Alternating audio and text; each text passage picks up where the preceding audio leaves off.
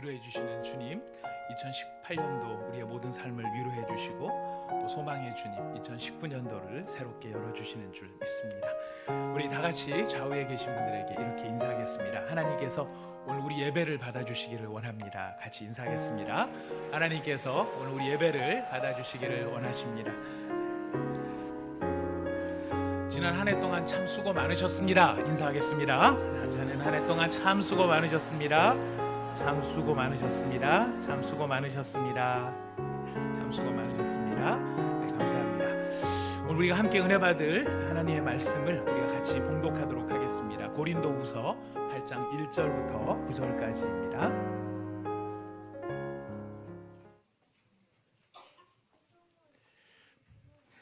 고린도후서 8장 1절부터 9절까지의 말씀입니다.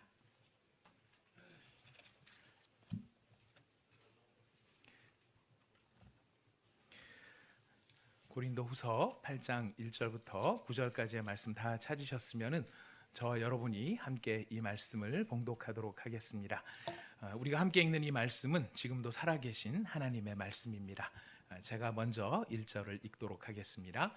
형제들아, 하나님께서 마게도냐 교회들에게 주신 은혜를 우리가 너희에게 알리노니 환난의 많은 시련 가운데서 그들의 넘치는 기쁨과 극심한 가난이 그들의 풍성한 연보를 넘치도록 하게 하였느니라. 내가 증언하노니 그들이 힘대로 할 뿐 아니라 힘에 지나도록 자원하여 이 은혜와 성도 섬기는 일에 참여함에 대하여 우리에게 간절히 구하니 우리가 바라던 것뿐 아니라 그들이 먼저 자신을 주께 드리고 또 하나님의 뜻을 따라 우리에게 주었도다. 그러므로 우리가 디도를 권하여 그가 이미 너희 가운데서 시작하였은즉 이 은혜를 그대로 성취하게 하라 하였노라. 오직 너희는 믿음과 말과 지식과 모든 간절함과 우리를 사랑하는 이 모든 일에 풍성한 것 같이 이 은혜에도 풍성하게 할지니라. 내가 명령으로 하는 말이 아니요 오직 다른 이들의 간절함을 가지고 너희의 사랑의 진실함을 증명하고자 함이로라. 9절을 같이 읽겠습니다. 우리 주 예수 그리스도의 은혜를 너희가 알거니와 부요하신 이로써 너희를 위하여 가난하게 되심은 그의 가난함으로 말미암아 너희를 부요하게 하려 하심이라. 아멘. 예수님을 믿고 난 다음에 저도 꽤 많은 시간에 송구영신 예배를 드렸던 것으로 기억이 됩니다. 중학교 1학년 때 처음 예수를 믿고 지금까지 예수를 믿어오면서 송구영신 예배를 그렇게 많이 빠뜨린 적은 없는 것 같으니까 최소한 한 30번 정도의 송구영신 예배를 드린 것 같습니다. 근데 오늘 이번에 송구영신 예배를 드리려다가 불현듯 깨달음이 하나가 온 게 있는데요. 송구영신 예배만 잘 드려도 진짜 어마어마한 복을 수지를 만든다고 해야 될까, 복을 받는다고 해야 될까요? 하여튼 송구영신 예배만 잘 드려도 대단히 수지 맞는 예배다, 이런 생각이 들었습니다. 그 이유인즉슨 하루의 한 해의 시작을 예배로 시작하고 한 해의 마무리를 예배로 마무리할 수 있는 것. 우리의 인생의 삶의 첫 시작에는 그 예배로 시작하지 못했다 할지라도 우리는 어떤 면에서는 하나의 선택권을 가지고 있죠. 마무리는 예배로 할 수 있는 그런 선택권을 가지고 있는 것 같습니다. 근데 그 송구영신 예배는 참 감사한 것이 시작이 뭐죠? 너무 어려운 질문은 아니리라고 생각합니다. 시작이 반이죠. 송구영신 예배 딱 시작하시면 영신 예배로 딱 드리면 1년의 반을 벌써 예배로 드린 걸로 하나님이 쳐주지 않으실까, 이 생각이 들었습니다. 제가 너무 심하게 우기나요? 우리나라 말에 끝이 좋으면 다 좋은 거죠. 제일 중요한 게 무엇입니까? 끝이 중요한 것이죠. 앞에 어떻게 살았다 할지라도 제일 중요한 것은 끝을 잘 마무리하는 것입니다. 앞에 열심히 권투 선수가 15라운드 권투를 열심히 뛰었는데 14라운드까지 막 몰아붙여가지고 상대편을 그렇게 상태까지 몰고 갔어요. 막 몰고 가가지고 이제 막 이거 15라운드 종만 땅 치면은 이 사람이 판정승으로 딱 이길 수 있는 상황이 됐는데 15라운드 2초를 남겨놓고 상대한테 턱을 허용하는 바람에 그대로 뻗었어요. 그럼 이 사람은 앞에 쌓아놓은 모든 게 다 사실은 별 의미가 없어지게 되는 것입니다. 또 거꾸로 앞에 그렇게 막 몰려가지고 TKO까지 가느냐 마느냐, 스탠딩 다운이 되느냐 마느냐 막 이러면서 이제 몰림을 당했던 사람이 마지막 종치기 1초를 남겨놓고 상대편의 유리턱을 건드려가지고 이 사람이 쓰러졌어요. 그럼 이 사람은 1초를 남겨놓고 승자가 되는 것입니다. 다른 게 아니죠. 끝이 좋으면 다 좋은 것입니다. 자, 그러니 송구영신 예배만 잘 드려도 일단 1년의 절반은 잘한 게 되는 것이고, 송구 예배를 잘 드리게 되면은 송구스러운 마음으로 송구 예배를 잘 드리게 되면은 끝이 좋으니까 다 좋게 되어지는, 마무리까지 끝을 잘 맺게 되는 바로 그런 예배가 송구영신 예배가 아닌가 싶습니다. 아마 지금 세상의 많은 사람들은 바로 새해를 맞이하기 위해서 동해안으로 가서 정동진이라는 데를 가가지고 해맞이를 준비하는 사람도 있을지도 모르고요. 또 어떤 사람들은 종로에 나가가지고 종 치는 소리라도 들으려고, 종은 쳐보지도 못하고 남들이 치는 종 그 소리라도 좀 귀에다가 담아가지고 오려고 지금 그 사람 많은 데 가서 북적거리고 있는지 모르겠습니다. 또 어떤 사람들은 유원지로, 어떤 사람들은 또 이 눈의 정취를 즐기기 위해서 다른 곳에 막 가 있는지 모르겠습니다. 그런 곳에서 맞이하는 새해도 그 개인에게는 의미가 있겠지만은 우리 예수를 믿는 사람들에게 있어서 이 송구영신 예배는 새해의 첫 순간을 주님과 함께 맞이할 수 있고 주님께 이 시간을 올려드릴 수 있다는 것은 참 어마어마한 축복이고 귀한 시간이 아닌가, 이런 생각이 듭니다. 여러분, 오늘 이 귀중하고 귀중한 송구영신 예배, 시작이 좋으면 시작이 절반이다.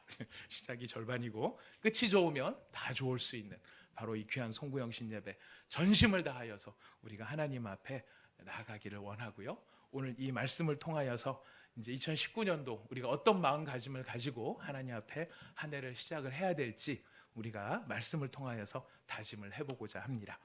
오늘 여러분들께서 읽으신 그 본문 말씀은 사도 바울 선생님이 지금 고린도 교회를 향해서 주시는 권면의 내용 중에 한 부분입니다. 어떤 권면이었느냐면은 이 가난한 예루살렘 교회를 돕기 위해서 지금 고린도 교회 성도들한테 너희들의 헌신과 너희들의 헌금을 하나님 앞에서 작정하였고 그 일을 너희가 시작하였는데 그 일을 잘 마무리하는 것이 꼭 필요하다 하는 것을 강조하는 본문인 것입니다. 이 예루살렘 교회는 교회의 첫 시작을, 신약 교회의 시작을 예루살렘 교회에서 시작을 하였습니다만은 우리가 잘 아는 것처럼 종교적인 배타성이 큰 지역일수록 교회가 그곳에 뿌리 내리기가 힘들고 또 그 안에 교회가 세워졌다 할지라도 계속해서 유지되는 것이 너무너무 쉽지 않은 그런 것들을 우리는 보게 됩니다. 오늘날 지금 이 인권이 높아지고 세계 여러 나라들이 개명된 이 참 문명이 발전한 이런 시대다 할지라도 힌두교, 이슬람교가 어떻게 기독교에 대해서 배타적인지, 이슬람교 못지않게 기독교에 대해서 배타적인 데가 힌두교입니다. 인도에도 굉장히 많은 인구가 있는데 그 인구의 거의 대부분 90% 이상이 힌두교 신자, 80% 이상이 힌두교 신자들입니다. 그리고 일부가 이슬람이 있고 일부가 부디즘이 있고 그 다음에 일부가 아주 극소수가 개신교가 거기에 자리를 하고 있는데요. 지금으로부터 한 10년 전도 안 돼서 10년 조금 더 넘었나요? 10년이 안 됐나요? 그 인도에 오리사주라고 하는 주가 있는데 그 오리사주에서 그 호주 선교사 아빠가 차를 몰고 가는데 거기에 타고 있었던 아들 둘이 있었어요. 이 아빠하고 아들 둘이 이 오리사주에서 선교지에서 선교를 하다가 거기에 힌두교 신자들한테 포위가 돼가지고 그 차가 불타서 호주 선교사와 그 아들 둘이 한꺼번에 순교를 당하는 그런 일이 불과 10년 전쯤에 있었습니다. 저희가 그 위에 캘커타주로 단기 선교를 나가기 위해서 준비를 하는데 바로 한 2, 3년 전에 그런 일이 있었기 때문에 상당히 많이 경계를 하면서 조심을 하면서 저희가 단기 선교를 준비했던 기억이 있습니다. 근데 더 놀라운 것은 그렇게 남편과 사랑하는 두 아들을 힌두교 신자들한테 목숨을 잃어버린 그 순교를 당하게 했던 그 어머니 또 그 아내가 여전히 남아서 오리사주에서 선교를 하고 있다는 사실입니다. 내 남편이 이 뼈가 묻힌 곳, 내 아이들의 뼈가 묻힌 이곳이 바로 하나님께서 내게 주신 제2의 고향이고, 하나님께서 내 가족들을 이곳에 묻으신 이상에 나의 뼈도 여기다가 묻는 것이 하나님의 뜻이다 생각을 하면서 바로 그렇게 지금도 선교 활동을 하고 계신 것으로 이야기를 듣고 있습니다. 바로 그렇게 종교적인 배타성이 강할수록 그곳에서 신앙인이 된다는 것, 거기서 예수님을 믿겠다라고 결심하고 또 거기서 자기의 신앙을 공개적으로 고백하는 것은 굉장한 어려움을 갖게 만듭니다. 오늘 우리가 읽은 그 배경, 아까 제가 말씀드릴 때 가난한 예루살렘 교회라고 말씀을 드렸습니다. 초대교회가 시작이 예루살렘 교회에서 시작이 된 것은 분명히 맞지만 거기는 유대교인들이 판을 치고 있는 곳이고 유대교인들이 아주 엄중하게 배타적으로 지금 거기서 자기를 장악을 하고 있는 바로 그때에 기독교인이 된다라고 하는 것은 모든 것을 다 잃어버려야 되는, 모든 것을 다 포기해야 되는, 모든 것을 다 내려놓아야만 되는 그런 결단의 순간들을 요구받는 바로 그런 자리가 예루살렘 교회의 자리였던 것입니다. 처음에 이스라엘 백성들이 그 베드로의 설교에 의해서 5천 명도 회개를 하고 3천 명도 회개를 하고 이런 놀라운 회개의 역사가 있었지만 그 회개의 역사를 경험하면서 개종한 많은 그리스도인들이 3천 명, 5천 명이나 됐지만 전체 예루살렘 주민들로 따져놓고 보면은 절대 다수는 아니었던 것이죠. 이 사람들은 종교적인 약자였습니다. 그래서 이 사람들이 당했던 일들은 바로 가족들로부터 배척을 당한 것이었고 자기네들이 가지고 있었던 모든 소유를 다 놓아야만 하는 그런 상황이 되었던 것이죠. 더 이상 사업을 하기도 장사도 하기도 어려운 그런 상황에 그들은 1차적인 위기를 자기 자신들이 가지고 있는 소유를 나누는 것을 통하여서 그들의 위기를 돌파해 갔습니다.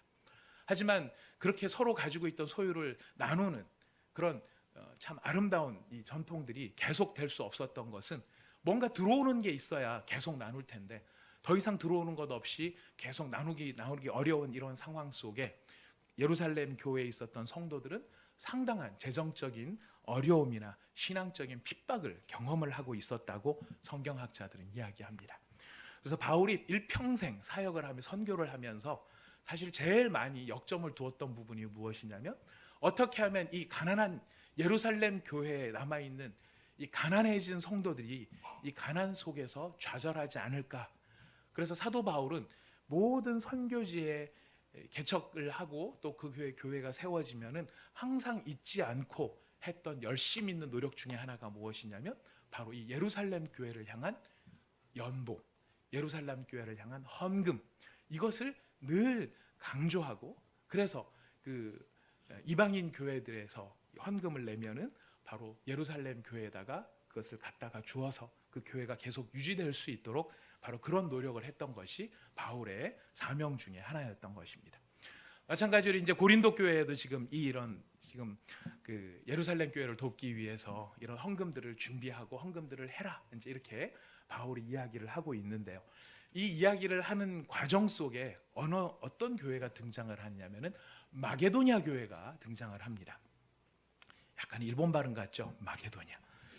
예, 마그도나르도 같은 그런 느낌이 듭니다. 원래 오늘날 발음으로 하면 마케도니아가 되는 것이 맞겠지만은 하여튼 우리 성경에는 마게도냐라고 지금 기록이 되어 있습니다. 지금 고린도 교회 성도들한테 봐라.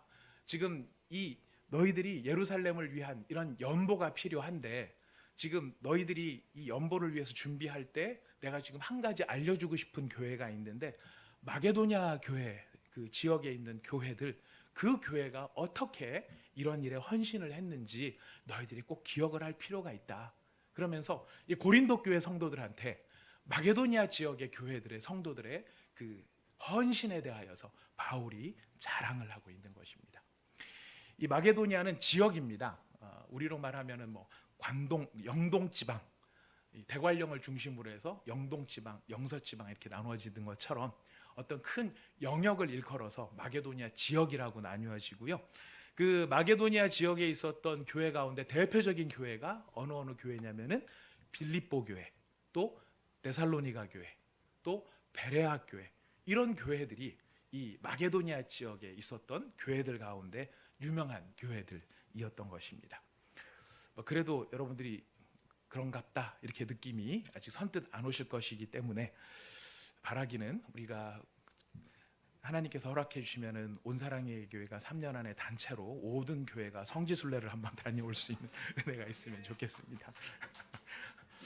박수 치신 분들 내 다 기억해 놓을 거예요. 제가 보니까 저희 교회 성도님 아니신 분들이 주로 박수를 많이 쳐주셨는데 그때 같이 가시든지 아니면 같이 후원해 주시든지 해주실 줄로 믿습니다. 먼저 이 교회 고린도 교회와 대비되어지는 이 마게도니아 지역에 있는 교회 그중에 특별히 뭐 세 교회를 다 알아보면은 좋겠지만은 시간적으로 저희가 한 교회만 좀 알아보면은요 가장 대표적인 교회가 빌립보 교회였습니다.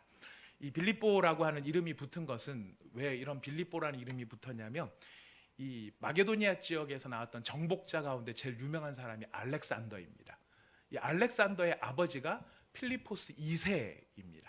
그래서 바로 그 알렉산더의 아버지의 이름을 따서 정복자 빌립이라고 하는 이름을 달아줘가지고 그 이름이 도시 이름이 빌립보라고 하는 이름을 갖게 됐어요. 근데 이제 빌립보가 역사적으로 되게 이게 어떤 중요한 사건과 연결됐던 건 뭐냐면은 예수님이 오시기 42년 전 BC 42년 경에 이 빌립보 평원에서 역사적인 전투가 벌어집니다. 옥타비아누스하고 안토니의 연합군하고 로마의 공화정하고 이 공화정의 병력하고 싸움이 일어났는데 누가 이기냐면은 옥타비아누스하고 안토니의 병력이 승리를 합니다. 그래서 이 사람들이 이제 로마의 패권을 차지하면서 이 자기네들이 로마의 패권을 차지한 이 빌립보에 특권을 줬어요. 어떤 특권을 줬냐면 너희들은 영원히 로마의 시민이다. 그래서 로마 시민권, 빌립보 성에 사는 사람들은 누구나 다 로마 시민권을 갖도록 그런 특혜를 베풀어 줬던 거예요. 그러니까 빌립보 사람들은 빌립보 지역에 살지만 로마 시민권을 가진 사람들이었습니다. 굉장히 프라우드했겠죠. 근데 이런 역사적인 배경에서 자부심을 갖는 그 정도가 아니고 기독교 역사 더 중요하죠. 뭐 거기가 로마 시민권을 가졌든 안 가졌든 저희들은 2차적인 문제고 신앙적으로 교회사적으로 봤을 때 이 빌립보가 왜 중요한가? 빌립보는 바로 유럽 대륙에서 최초의 그리스도 교회의 복음을 받아들인 도시가 이 빌립보였습니다. 유럽 전체를 놓고 보면 빌립보가 저 끝인 셈이 되겠죠. 근데 바로 거기서부터 유럽은 복음화가 되기 시작을 했는데 이 빌립보에서 복음을 받아들인 아주 유서 깊은 여인이 있습니다. 여러분 다 아실 만한 어떤 한 여인이 있습니다. 사업하시는 여인이십니다. 네, 옷감 장사를 하셨죠. 여러분들이 잘 아시는 루디아, 바로 루디아가 이 빌립보 지역에 살았던 여자 상인이었습니다. 여자들이 거기서 장사를 하고 사업을 일으켜서 굉장히 큰 부를 일으킬 만큼 빌립보는 여성들의 사회 참여가 굉장히 자유로웠던 지역 중에 하나인데요. 바로 그런 연유로 인해서 이 루디아가 이 복음을 받아들인 최초의 빌립보 성도가 됐는데 사실 그 인연은 무엇이냐면 바울이 무엇을 찾다가 이 루디아를 만나게 됩니까? 바울이 기도할 곳을 찾다가 그곳에 유대인들의 회당이 없었어요. 저도 그 빌립보를 얼떨결에 잠결에 갔다 온 적이 있었는데요. 가방 막 날르면서 잠결에 갔다 온 적이 있었는데 빌립보에 보니까 강이 하나 있고 거기에 이제 빨래터가 있더라고요. 그래서 이제 거기 가이드를 해주시는 분이 바울이 이 빨래터에서 빨래하고 있는 사람들 틈 속에서 루디아를 만났을 것으로 추정이 된다라고 하는 이야기를 하시더라고요. 아무튼 지금 바울은 조용하게 기도할 처소. 그러니까 지금 루디아를 만나게 된 배경에도 기도라는 배경이 있습니다. 아주 실제적인 기도라는 배경 속에 루디아를 만납니다. 근데 이 빌립보가 또 한 가지 굉장히 중요한 영적 체험을 하게 하는 유서 깊은 동네인데요. 여기 바로 또 누가 등장을 하느냐면은 바울과 실라가 이 점치는 한 여인에 붙어 있던 귀신을 쫓아내 줍니다. 그 점치는 그 여인이 막 점을 잘 쳐서 주인한테다가 경제적으로 많은 이득을 이렇게 줬던 여자였어요. 지금 우리로 말하면 바로 그런 거죠. 독일하고 한국하고 월드컵에서 게임을 하는데 누가 이길 것이냐? 그럼 우리는 대부분 다 당연히 독일이 이기는 거였죠. 그죠? 독일이 한 3대 0으로 이기는 거였을 겁니다. 근데 거기다가 한국이 2대 0으로 이긴다에다가 돈 거셨던 분 혹시 계십니까? 우리 크리스찬들은 그런 거 안 하죠. 그런 거 안 하지만 속으로는 되게 아쉽지 않았습니까? 아씨, 왠지 느낌이 왔었는데 막 이런 생각이 들지도 모르겠습니다. 근데 바로 그렇게 그런 부분들에 있어서 점을 쳐줬던 사람이 바로 이 여자였는데요. 바울과 실라가 그 여자가 그렇게 귀신에 사로잡혀 있는 것을 보고 불쌍히 여겨가지고 그 여인에게서 귀신을 쫓아내 줍니다. 자, 그랬더니 한 여인은 자유를 얻었지만 그 여자가 자유를 얻는 바람에 누가 손해를 보게 생겼습니까? 주인들이 손해를 보게 생긴 거예요. 한국과 독일이 2대0으로 이기는 그 막대한 배팅에 있어서 어마어마한 돈을 벌 수 있게 만들어줬던 그 소망 있는 여자가 사라져버린 거예요. 우리로 말하면 뭘까요? 요즘에는 뭐 자유로워져서 그런 걸 우리가 할 수 없는 그런 노예제도 같은 게 없으니까 그런 걸 못합니다만, 만약 그런 게 있다 그러면은 정말 용한 사람 하나를 붙잡아다 놓고 돼지우리 같은 데다가 딱 꼼짝도 못하게 하고 맨날 번호 6개만 찍으라고 이야기를 하겠죠. 매주마다 번호 6개. 번호 6개 찍으면 밥 한 그릇 주고, 틀리면 안 주고, 이렇게. 근데 이제 번번이 맞으면 주인이 아주 거부가 됐을 텐데, 바로 그 사람이 자유를 얻는 바람에 지금 주인이 화가 나게 된 것입니다. 그래서 선동을 하죠. 바울과 실라가 아주 나쁜 놈들이라고 선동을 하게 돼서 바울과 실라가 감옥에 갇히게 되고, 그 감옥에서 바울과 실라가 찬송을 부릅니다. 얻어 터지고 매맞은 그 아픈 밤에 감옥 속에서 하나님을 향한 찬송의 소리를 듣고 누가 회심을 하게 되죠? 잘 아는 것처럼 빌립보의 간수, 죽을 뻔했던, 자살할 뻔했었던 그 간수가 회심을 해서 그 교회를 이루는, 빌립보 지역에 교회가 세워지고 그 교회의 성도가 되어지는 바로 그런 역사가 일어났던 유서 깊은 곳이 바로 빌립보입니다. 자, 그러니 여러분, 빌립보 교회와 바울의 관계가 어떨까요? 빌립보 교회와 바울의 관계 굉장히 사실 남달랐을 것 같아요. 저도 교회를 개척을 하면서 여기까지 와 보니까요, 한 분 한 분 이 개척교회 당시에 이 지금 아직도 우리는 개척교회입니다. 우리 성도님들은 아니라고 하시는 분들 많아요. 우리는 개척교회 더 이상 아닙니다. 작은 교회입니다. 막 그럴지 모르겠습니다만 제가 봤을 때 아직 저희는 개척교회이고 싶습니다. 자, 이런 개척교회 한 분 한 분. 그래서 왜 그렇다 보니까요, 재밌는 게 뭐냐면은 사실 지금 등록하셔도요, 여러분 지금 등록하셔도 여러분들은 개척 멤버 중에 한 사람이 될 수 있습니다. 저희가 아직 만 3년 3개월밖에 안 됐기 때문에 지금 가장 오래된 성도가 3년 되신 성도님이십니다. 싱싱하신 성도님들이시죠. 자, 그러다 보니까 여러분 3년 3개월 지금도 늦지 않았습니다. 개척 멤버 되실 수 있습니다. 근데 개척을 해보니까 그 한 분 한 분 오시는 하나님께서 보내주시는 그 한 분 한 분들과의 인격적인 관계, 삶의 내용, 이런 것들이 정말 깊이 마음에 새겨지는 거예요.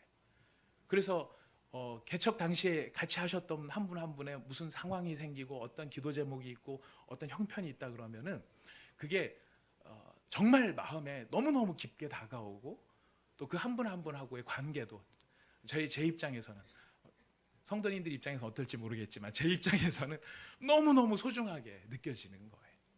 근데 바울과 빌립보 교회가 바로 그런 관계였을 거라는 것입니다. 루디와의 관계가 그렇고, 또 빌립보 교회를 갈 때마다 그 교회에 있었던 간수, 그 사람과의 관계가 어떠했겠습니까? 바로 이런 참 정감 깊은 교회, 이 교회가 지금 빌립보 교회였고, 그 교회가 마게도니아 지역에서의 대표적인 교회였어요.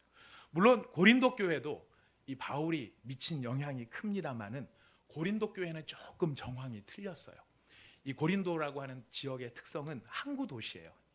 고린도는 두 개의 항구를 가지고 있는데, 한쪽은 아시아 쪽 항구가 있고 한쪽은 유럽 쪽 항구가 있어요. 그 두 개의 대륙을 연결하는 그런 항구이기 때문에 굉장히 물류가 발전을 했고 상업이 발전을 했고 여러 가지 면에서 아주 이렇게 번영된 도시였었습니다. 그래서 그 고린도 지역에 가보면은 이 문화와 예술도 발전을 했고 수사학과 철학도 발전을 했어요. 굉장히 철학적이고 고차원적인 도시일 것 같지만 여러분, 항구 도시들이 갖고 있는 어떤 또 그런 또 좀 안 좋은 점도 있어요. 그래서 이 고린도 교회도, 고린도 지역도 가보면은 도덕적으로 너무너무 문란하고요, 사치하는 어떤 그 성향들이 강하고, 특별히 여기에 비너스 신전이 있어서 이 비너스 신전은 이 신전들 가운데서도 제일 지저분한 신전이에요. 성적으로 너무너무 문란했던. 근데 문제는 뭐냐면은 이런 도시적 배경을 갖고 있는 곳에 교회가 세워지다 보니까 그 교회에 들어오는 성도들도 하나님 앞에 예수를 믿는다라고 하지만은 사회적 문화로부터 자유로운지를 못하니까 이 교회 안에서도 비너스 신전에서 이 성전을 숭배하던 것처럼 이렇게 문란한 일들이 벌어지고, 또 이 재정이 많고 또 예술이 발전하고 또 문화가 발전하고 돈이 많다 보니까 항상 뭐에 대한 좀 많았었냐면은 유행에 민감했던 거예요.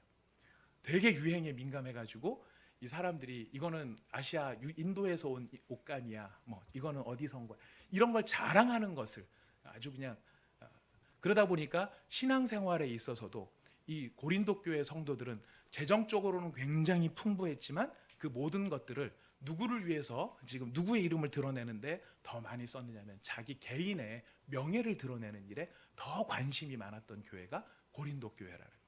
그래서 고린도 교회가 이게 나중에 보면 파벌이 갈라집니다. 4개의 파벌로 갈라지는데요. 바울파다, 베드로파다, 아볼로파다, 그리스도파다, 이렇게 해서 4개로 분열이 됩니다. 분열된 가장 중요한 이유는 뭐냐면은 내가 얼마나 괜찮은 사람인지를 증명하기 위해서 내가 괜찮은 것을 장식해 줄 수 있는 그 사람들로 자기를 꾸민 거예요. 이 사람들이 서로 자랑을 한 게 뭐냐면은 내가 누구한테 세례를 받았느냐 하는 거예요. 내가 누구한테 세례를 받았냐. 여러분들 세례 누구한테 받으셨습니까? 목사님. 네. 그렇죠. 모든 목사님들한테 세례를 받으셨을 거예요. 근데 세례를 받았어도 내가 얼마나 이게 좀 괜찮은 사람인가를 나타내 줄 수 있는 이 데코를 해줄 수 있는 것이 무엇이냐면 나한테 세례해 주신 목사님, 내 결혼할 때 주례해 주신 목사님, 어떤 특별한 상황 속에서 특별한 순간을 함께 해주는 그 목사, 그분이 나한테 이렇게 해주셨어. 그럼 괜히 누구도 높아지는 것 같습니까? 자기도 높아지는 그런 느낌이 들더라는 거예요. 그래서 이 특별히 이제 사랑의 교회 배경을 가지고 계셨던 분들 가운데서는 누구한테 세례를 직접 받았느냐가 굉장히 자랑 아닌 자랑 중에 하나였던 것으로 기억이 됩니다. 세례를 받을 때 옥하는 목사님이 세례를 주셨어. 그것도 이제 돌아가시기 바로 얼마 전에, 은퇴하시기 바로 직전에 마지막으로 세례 받은 게 나야, 이런 것들을 가지고서 굉장히 자랑을 하는. 그래서 신앙이 더 좋으면 좋은데요, 신앙이 어떤지는 모르겠지만 그게 자랑거리가 되는. 그러니까 고린도 교회가 바로 그런 데코레이션을 했다라는 것입니다. 나는 바울한테 세례를 받았어. 그러니까 한편에서 뭐라고 나왔는데, 너 베드로랑 같이 악수해봤어? 베드로랑 같이 사우나 해봤어? 내가 말이야 그러면서 베드로랑 같이 사우나도 하고 말이지, 너 베드로 등 닦아줘봤어? 이런 형태의 자랑거리들이 나타났다는 거예요. 사람으로 자랑하는 거죠. 바로 그런 자랑과 명예가 많아지다 보니까 고린도 교회는 헌금을 해도 어떤 때에 주로 헌금을 하게 돼? 어떻게 헌금을 주로 하느냐면 자기 이름이 드러나는 방식으로 헌금을 많이 했다는 거예요. 헌금을 하더라도 이제 내가 누구보다 더 많이 하고 또 누가 이제 알아줘야 되고 이런 형태대로 되다 보니까 고린도 교회 같은 경우는 상당히 좀 뭐라 그럴까요? 좀 안타까운 이제 그런 양상이 됐던 것입니다. 바로 그런 상황 속에 지금 바울이 이 고린도 교회한테 들어보라고, 야 들어봐라.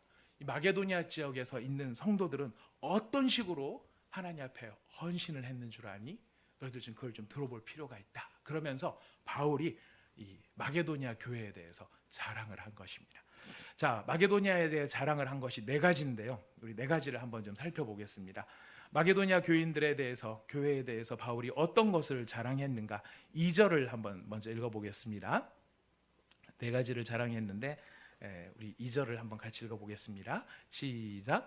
환난의 많은 시련 가운데서 그들의 넘치는 기쁨과 극심한 가난이 그들의 풍성한 연보를 넘치도록 하게 하였습니다.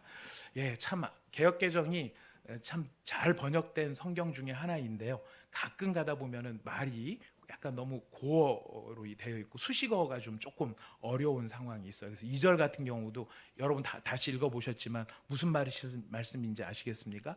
환난의 많은 시련 가운데서 그들의 넘치는 기쁨과 극심한 가난이 그들의 풍성한 연보를 넘치도록 하게 하였다. 이 말이 그 말 같고 이게 잘 애매해요. 그래서 제가 다른 성경을 좀 읽어보면 명확한데요. 바른 성경이라고 하는 번역본이 있습니다. 바른 성경에 보면 이렇게 번역을 하고 있습니다. 그들은 온갖 시련 가운데서도 기쁨이 넘쳤으며 극심한 가난에도 헌금을 넘치게 하였다라고 이야기를 합니다. 이해가 되시죠? 예, 그들은 온갖 시련 가운데서도 기쁨이 넘쳤고 극심한 가난에도 헌금을 넘치게 했다라고 이야기합니다. 마게도니아 교인들에 대한 바울의 자부심의 첫 번째는 무엇이냐면 넘치고도 넘쳤다라는 거예요. 뭐가 넘쳤냐면 기쁨이 넘치는 교회고 마게도니아는 헌금을 넘치게 하는 교회였다. 근데 중요한 것은 모든 상황이 다 좋을 때 기뻐하는 것은 누구나 기뻐할 수 있겠죠. 근데 지금 이 마게도니아 교회의 성도들을 자랑하는 바울의 자랑은 어디에 있습니까? 그들의 기쁨은 모든 형편이 좋아서 기뻐하는 게 아니라 어떤 상황에서 기뻐했다 그래요? 온갖 시련 가운데서 기뻐했다는 거예요. 여러분 시련을 당해보신 분들은 아실 거예요. 이 시련을 막 당하고 있는 이 와중에서는요, 누가 기뻐하라 그래서 기뻐할 수 있는 게 아니에요. 너무 슬픈 일을 당하거나 너무 고통스러운 일을 당한 사람한테 당신 고통스럽죠? 고통스럽지만 기뻐하십시오. 하나님이 이게 원하시는 겁니다. 얘기를 하면은 속으로 무슨 생각만 듭니까?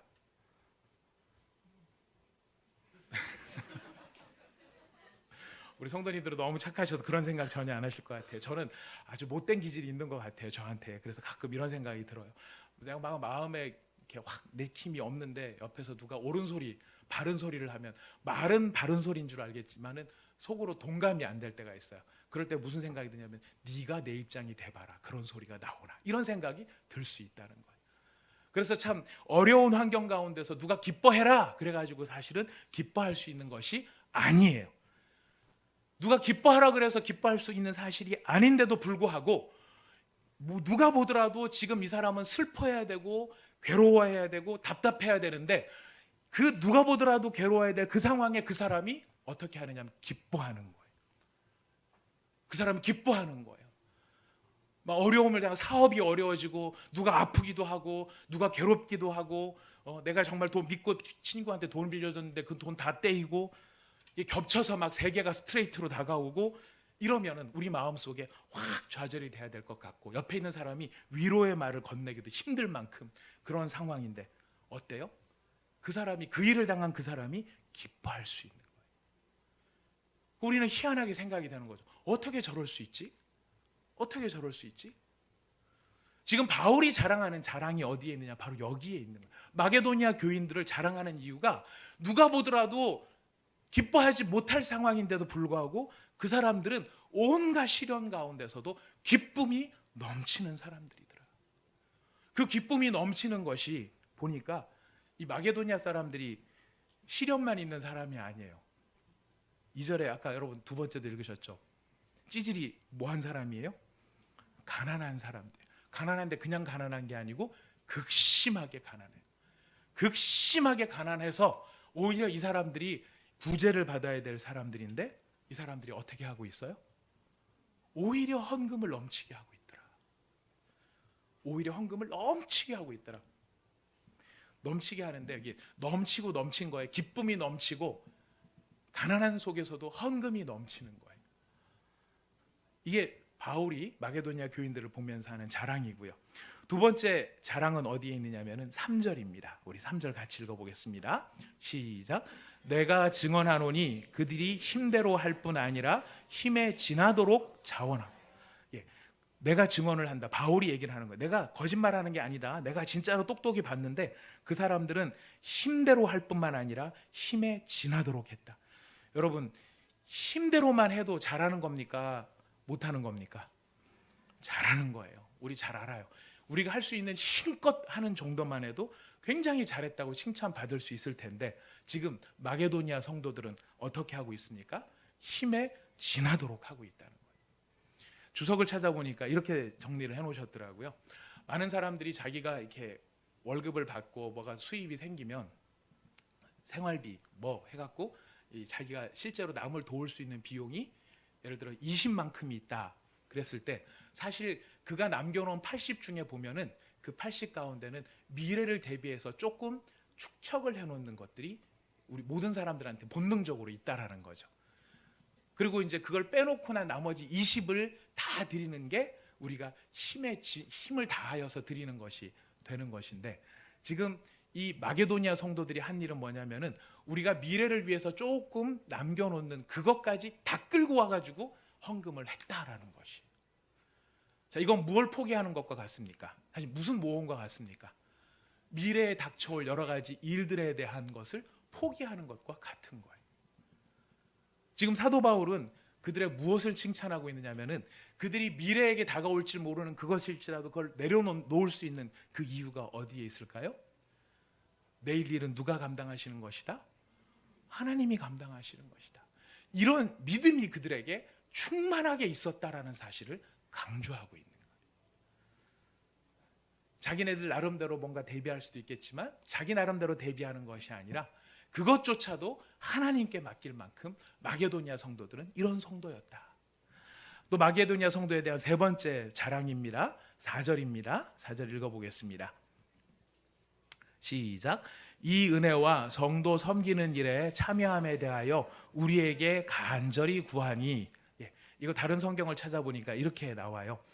그들은 우리가 받은 은혜와 성도를 섬기는 일에 동참하기를 우리에게 애원하며 간청하였습니다.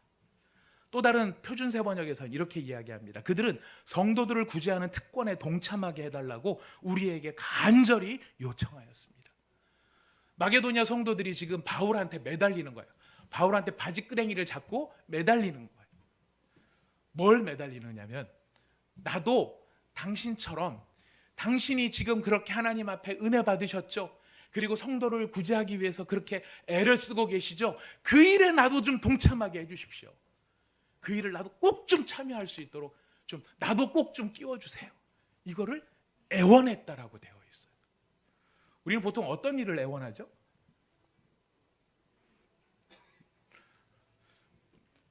우리는 보통 어떤 일들을 많이 애원합니까? 글쎄, 뭐 이런 거 아닐까 싶어요. 군대 가기를 애원할까요? 군대 안 가기를 애원할까요? 군대 안 가기를, 아마 군대 가려고 막 군대 안 보내주면 저 배 째겠습니다, 뭐 이러는 분들보다 네, 군대를 안 가기 위해서 생리빨도 뽑고 뭐 체중도 이런 것들이 많이 우리 가운데 있지 않습니까? 우리는 주로 내가 손에 안 볼 것 같은 것들에 대해서 이제 이게 나한테 이익이 될 것이라고 생각하는 것들을 이루기 위해서 이렇게 요구를 하거나 바라는 것들이 많이 있을지 모르겠습니다. 근데 여러분, 너무나 특이하게도 마게도니아 이 교인들은 무엇을 간청했다고요? 성도를 섬기는 일에, 성도를 섬기게 해달라고, 성도를 섬기는 이 일에 내가 빠지지 않도록 나를 꼭 좀 이 일에 꼭 좀 끼워달라고 애원하고 간청하고 간절히 소망을 했다는 것입니다. 여러분, 좀 많이 특이하지 않나요? 이 사람들 굉장히 특이한 사람들인 것 같아요. 그리고 지금 이 사람들은 우리가 받은 은혜를 받을 수 있도록 같이 동참하기를 원했다는 것입니다. 제가 어떤 때를 보면은 예전에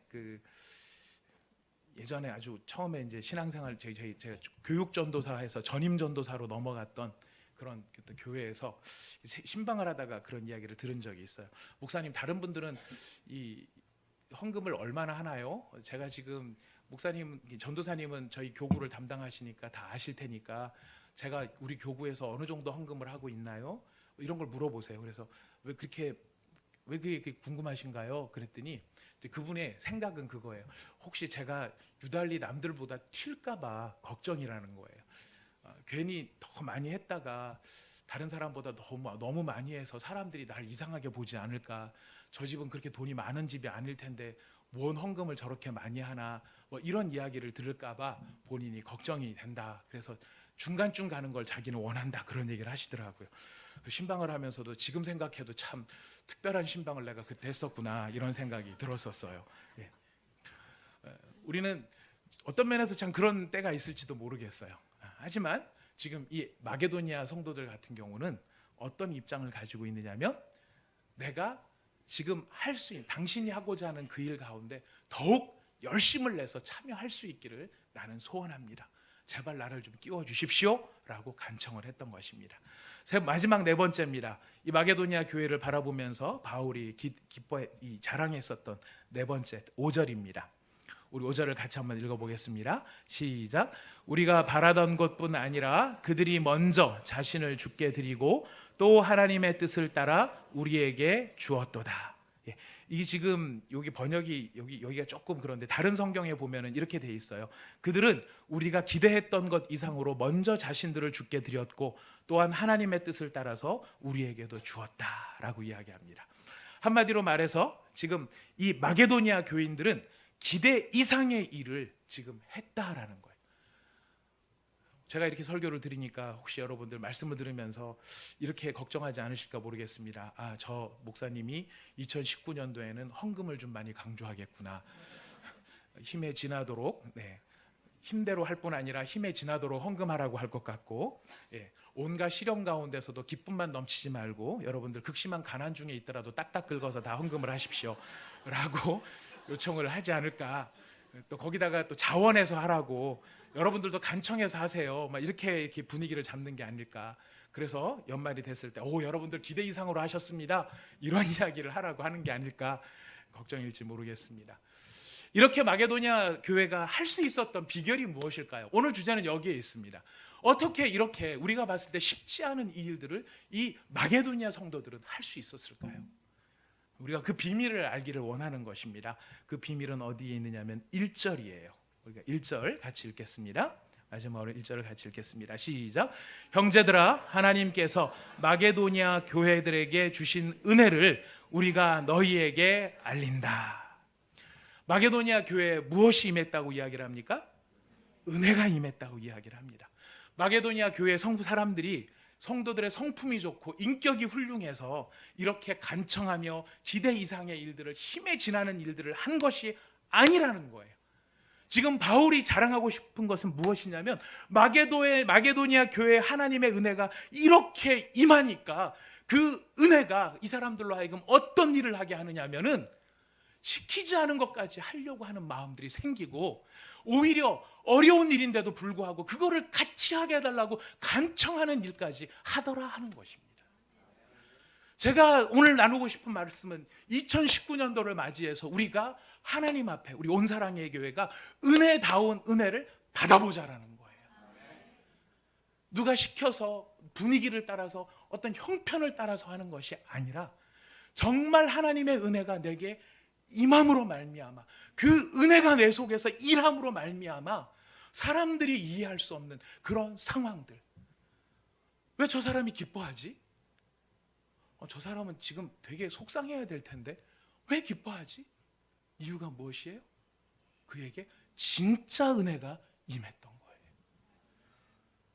우리가 많은 경우에 데코를 하기가 쉽습니다. 교회 생활을 하다가 보면은요, 데코레이션, 화장을 하기가 쉬워요. 교회 나와서 다른 사람들한테 심려를 끼치지 않기 위한 마음도 있지만, 우리가 때때로는 우리 자신을 적당히 포장하는 것이 교회 생활에 유리하기 때문에 진짜 은혜를 안 받았어도 은혜가 떨어지지 않은 척하는 그런 기술과 기교가 우리한테는 굉장히 뛰어나다는 것입니다. 그래서 우리 나오면은 미소가 있죠. 교회 나왔을 때 짓는 1번 미소가 있어요. 여러분 같으면 어떤 미소이십니까? 저 같은 경우에는 이런 미소가 아닐까 싶습니다. 오셨어요? 별일 없으셨어요? 굉장히 환하게 의지를 가지고 하는 경우가 있습니다. 근데 바람이 있습니다. 그런 연출된 삶의 자세가 아니고, 꾸며진 삶의 모습이 아니고, 내 안에 진짜 하나님의 은혜가 임했기 때문에 우리가 그 상황 속에서도 기뻐할 수밖에 없고, 나는 가진 게 아무것도 없지만 죽어도 더 주고 싶고, 정말 소중한 일, 그 일 가운데에 내가 빠지지 않기를 원하면서 제발 이 은혜를 내가 받기를 원합니다 하는 그 열정이 우리 온사랑의 교회, 저와 여러분한테 넘칠 수 있기를 바란다는 것입니다. 여러분, 그 은혜가, 우리가 하나님의 은혜가 우리 가운데 오면, 결론입니다. 제가 왜 이렇게 약간 좀 뭔가 끄는 느낌 들지 않으십니까? 사실 좀 끌고 있어요. 약간 끌고 있어요. 왜냐하면 이제 조금 더 있으면 카운트다운을 해야 되거든요. 그래서 조금 끌고 있어요. 여러분 양해해 주세요. 그래서 앞에 4가지도 원래 빨리 더 할 수 있었는데 조금 더 했어요. 하지만 기억하셔야 됩니다. 중요한 거는 앞에 막 기르니까 은혜를 받아야 된다는 이 말이 확 다가오지 않으시는가요? 그래, 우리 확 은혜를 받아야 돼요. 근데 하나님의 은혜가 우리 지난 주일날 했던 말씀과 연결이 됩니다. 하나님의 은혜가 무엇처럼 다가올 수 있습니까? 우리에게 파도처럼 다가올 수 있다는 거예요. 파도처럼 다가올 수 있다는 이 말은요, 양면성이 있어요. 우리가 경험을 할 때는 시련이고 괴로움이고 환난처럼 느껴질 수 있지만 그것이 그냥 시험이고 환난이다라고 생각하면 하나님이 주시는 것 안 같아요. 하지만 그 파도가 하나님이 일으키시는 파도다라고 하는 것을 깨달을 때, 그래서 그 파도를 우리가 올라탈 수 있을 때에 그 파도는 무엇이 됩니까? 시험과 시련이 아니라 우리를 더 강하게 만들고 우리를 더 멀리 가게 만들고 우리를 더 빨리 가게 만드는 하나님의 방법이 될 수 있다는 거예요. 문제는 그 파도를 어떻게 올라타느냐예요. 그 파도를 어떻게 올라타겠습니까? 타자 그럼 타지는 것입니까? 아니에요. 그 은혜의 파도를 탈 수 있는 방법 딱 하나였어요. 주일 설교를 기억하십시오. 어떤 방법밖에 없습니까? 딱 하나밖에 없는데 간절한 기도예요. 간절한 기도만이 우리에게 다가오는 시험거리처럼 다가오는 그 파도, 그러나 그것이 시험이 아니라 우리를 더 빨리 끌고 가게 하시는 하나님의 계획된 섭리 속에서 벌어지는 그 일. 그래서 우리가 그 간절한 기도로 이 사도행전에 나왔던 교회처럼, 초대교회처럼, 예루살렘 교회처럼 간절한 교회로 하나님 앞에 그 기도로 올라탈 때 우리가 어리버리할지라도 우리를 위해서 살려내시고 문을 열어주시고 옥문을 풀어주시고 환경을 바꾸게 해주시는 바로 그 하나님의 섭리를 우리는 경험하게 될 수 있다는 것입니다. 2019년도 우리가 하나님의 은혜를 구합니다. 모든 것들을 다 감당할 수 있는 하나님의 은혜를 구합니다. 더불어 그 은혜를 하나님께서 우리에게 부어주실 때 그 은혜가 우리한테 좋게만 느껴지지는 않을지도 모릅니다. 왜냐하면 여러분, 이 마게도니아 교회의 상황을 보셨듯이 은혜가 있다라고 한다 그러면 시련이 있으면 되겠습니까? 가난이 있으면 되겠습니까? 아니죠. 가난도 있고 시련도 있어요. 이걸 은혜라고 말할 수 있겠습니까? 우리가 그냥 보면은 그렇다고 말할 수 없을 거예요. 하지만 이것이 하나님이 일으키신 파도고 기도로 말미암아 세워진 빌립보 교회, 바로 그 빌립보 교회의 전통을 따라 하나님 앞에 나갔을 때, 기도의 자리로 나갔을 때 어떤 역사를 맞이하게 됩니까? 이 마게도니아 교회가 바로 바울의 자랑거리가 될 수 있는 이런 아름다운 교회로 세워졌다는 것을 우리는 기억하게 됩니다. 2019년도 여러분 은혜의 파도를 잘 타시기를 바랍니다. 은혜의 파도 어떤 방식으로 탈 수 있다고요? 간절한 기도. 우리 옆에 있는 분들에게 같이 인사하겠습니다. 은혜의 파도를 타시기를 바랍니다. 은혜의 파도를 타시기를 바랍니다. 은혜의 파도를 타시기를 바랍니다. 시련으로 좌절하지 마십시오. 똑같은 파도지만 어떤 사람은 불평과 원망으로 끝날 수 있습니다. 불평과 원망으로 끝나면 안 됩니다. 우리는 그 파도를 무엇으로 만들어야 되느냐면은 기도로 대응해야 됩니다. 간절한 기도로 대응할 때 그것은 우리를 더 빨리 가게 만드시는 하나님의 정말 놀라운 섭리가 될 수 있는 것입니다. 우리 마지막으로 옆에 있는 분들에게 한 번 더 같이 간절함으로 축복합니다. 간절히 기도하시는 분이 되시기를 바랍니다. 간절히 기도하시는 분이 되시기를 바랍니다. 간절히 기도하시는 분이 되시기를 바랍니다. 간절히 기도하시는 저와 여러분이 되실 수 있기를 바라겠습니다. 자, 우리 이 시간에 우리 하나님 앞에 이제 새해를 맞이하게 됩니다. 한 해를 보내고 새해를 맞이하게 됩니다. 새해를 맞이하는 이때에 우리가 하나님 앞에 마음을 다하여서 고백하고 싶은 것이 있습니다. 하나님 은혜를 우리에게 주옵소서. 하나님 은혜를 우리에게 주옵소서. 우리 이 시간에 간절한 마음을 담아서 서로에게 마지막으로 한 번만 더 인사하고 참 저도 힘듭니다. 내년부터 송구영신 예배 다시 생각을 해봐야 될 것 같습니다. 자, 우리 다 같이 옆에 있는 분들에게 하나님의 은혜를 충만히 누리시기를 바랍니다. 인사하겠습니다. 충만하게 누리시기를 바라겠습니다. 여러분 이제 다 같이 자리에서 일어나시겠습니다. 자리에서 일어나셔서요. 고생하셨습니다. 우리 같이 19876 같이 쉬도록 합니다. 7, 6, 5, 4, 3, 2, 1, 땡. 이제 축하의 박수 드립니다. 축하합니다. 여러분 옆에 있는 분들에게 새해 복 많이 받으십시오. 같이 인사하도록 하겠습니다. 여러분 새해 복 많이 받으십시오. 새해 복 많이 받으십시오. 여러분 새해 복 많이 받는 이 아름다운 자리 가운데 찬송가 64장으로 주님 앞에 나갑니다. 기뻐하며 경배하세.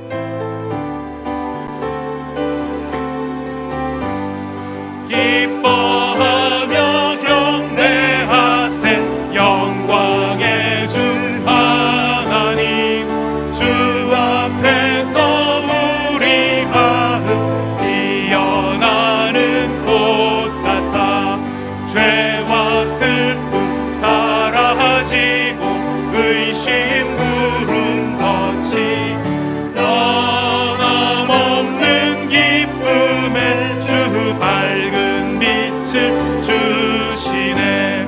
땅과 하늘 만물들이 주의 솜씨 빛내고 별과 천사 노랫소리 끊임없이 등옥하. 물과 숲과 산과 골장 들판이나 바다나 모든 만물 주의 사랑 기뻐 찬양하여라. 우리 주는 사랑이요 복의 근원이시니 삶이 깊은 샘이 되어 바다처럼 넘치네.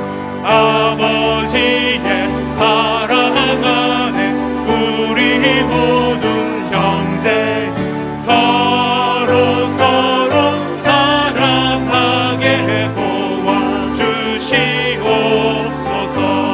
새벽별의 노래 따라 힘찬 찬송 부르니 주의 사랑 줄이 되어 한맘 되게 하시네. 노래하며 행진하여 싸움에서 이기고 승전가를 높이 불러 주께 영광 돌리세.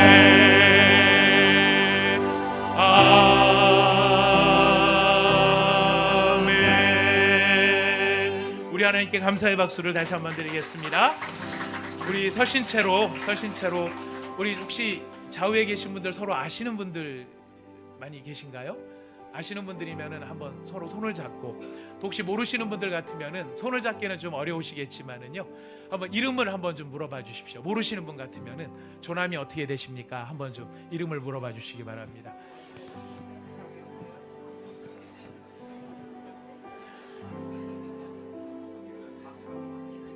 자, 서로 좀 잠깐 의사소통을 하셨을 텐데요, 아시는 분들은 아시는 분하고 손을 잡고 우리가 함께 서로를 축복하면서 이 시간 새해 첫 기도를 축복의 기도로 주님 앞에 나가기를 원합니다. 하나님, 오늘 우리가 말씀을 들었습니다. 마게도니아 교회 성도들이 바울의 자랑이 됐습니다. 고린도 교회 사람들한테 보란듯이 이렇게 자랑하고 있습니다. 근데 이렇게 자랑할 수 있었던, 이렇게 놀라운 성도가 될 수 있었던 것은 하나님의 은혜를 받았기 때문이었습니다. 하나님, 오늘 제가 손을 맞잡은 이분, 혹은 오늘 제가 처음 만나서 이름을 이제 통성명한 이분, 하나님, 이분에게 하나님의 은혜를 부어 주시옵소서. 은혜의 파도를 주님께서, 하나님께서 쏟아부어 주십시오. 은혜의 단비가 되어도 좋고 은혜의 파도가 좋아도 좋습니다. 하나님, 말할 수 없는 하나님의 은혜가 우리 사랑하는 이분에게 넘치게 하여 주시옵소서. 우리가 이분이 하나님의 은혜를 맞닥뜨릴 때에 꼬꾸라져 쓰러져서 넘어지는 것이 아니라 간절한 기도로 말미암아 하나님의 은혜의 파도를 잘 탈 수 있도록, 하나님, 이 사랑하는 분에게, 오늘 처음 만난 이분이긴 하지만 이분에게 기도의 문을 2019년도에는 기도의 문을 이분에게 활짝 열어 주시옵소서. 우리 서로를 축복하면서 함께 기도하도록 하겠습니다. 다 함께 기도하겠습니다. 하나님 아버지, 감사합니다.